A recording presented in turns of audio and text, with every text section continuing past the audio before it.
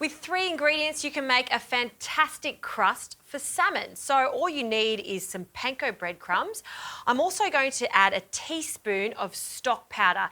This can also be used as a seasoning. It has no MSG. It's got enough salt to season the fish and the topping, and it's also got some herbs, spices, and some vegetables. So we're going to measure out a teaspoon and give that a really good mix.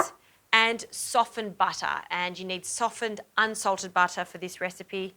And the reason you want it softened is so it binds really easily like it is here. So at the beginning it's a bit hard to work, but then keep pressing down on it with the back of the spoon and then it'll just start to form a bit of a breadcrumb and butter paste. Great. See how that's completely sticking, almost looking like cookie dough. That's what we're after.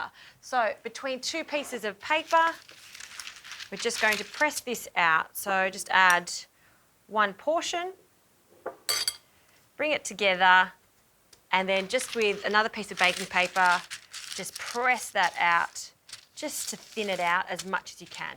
About the length of the fish. Oh, look at that. And then we're carefully going to transfer that over to the fish. So press the paper over, and if it crumbles a little bit, it's okay. We just want majority of it to stick to the fish. Oh, look at that. All these little crumb bits you can just pull off and just cover the fish entirely.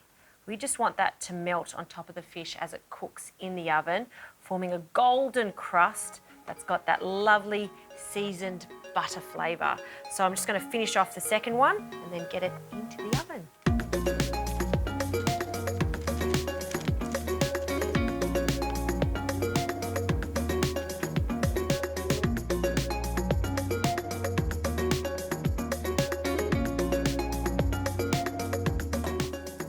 Okay, the fish is out of the oven. You can see that gorgeous seasoned crust. It's set perfectly on our salmon fillet.